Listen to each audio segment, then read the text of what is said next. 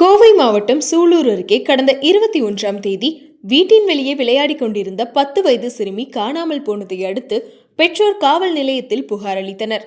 2 தினங்களுக்கு பின் கண்ணம்பாளையம் செல்லும் வழியில் குளக்கரை பகுதியில் உள்ள தென்னந்தோப்பில் சிறுமியின் உடல் கண்டெடுக்கப்பட்டது.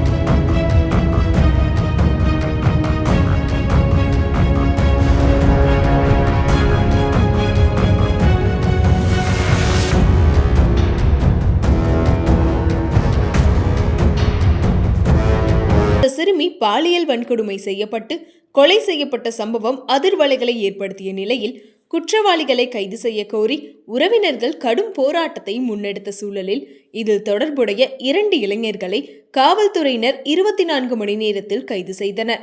அப்போது போலீசாரிடமிருந்து தப்பிக்க முயன்ற குற்றவாளி கார்த்தி அடுக்குமாடி குடியிருப்பிலிருந்து கீழே குதிக்க முயன்ற போது வலது கால் மற்றும் வலது கையில் பலத்த காயம் ஏற்பட்டதால் கோவை அரசு மருத்துவமனையில் சேர்க்கப்பட்டார்.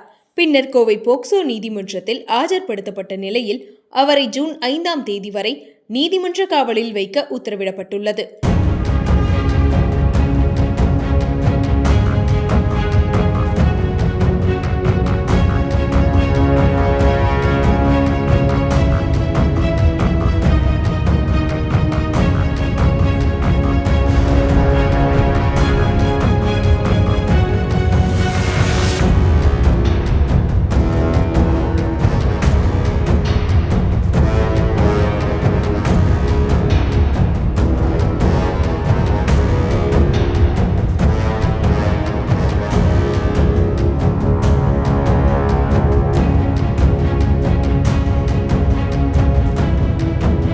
வீட்டிற்கு நேரடியாக சென்ற ஐஜி ரம்யா சிறுமியின் தாயாருக்கு ஆறுதல் கூறி காவல்துறை என்றும் அவர்களுக்கு துணை நிற்கும் என்று உறுதியளித்திருக்கிறார்.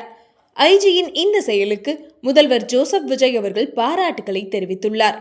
அது மட்டுமல்லாமல் முதல்வர் சிறுமியின் குடும்பத்தினரை தொலைபேசியில் தொடர்பு கொண்டு பேசி ஆறுதல் கூறியதாக தகவல்கள் வெளியாகியுள்ளன.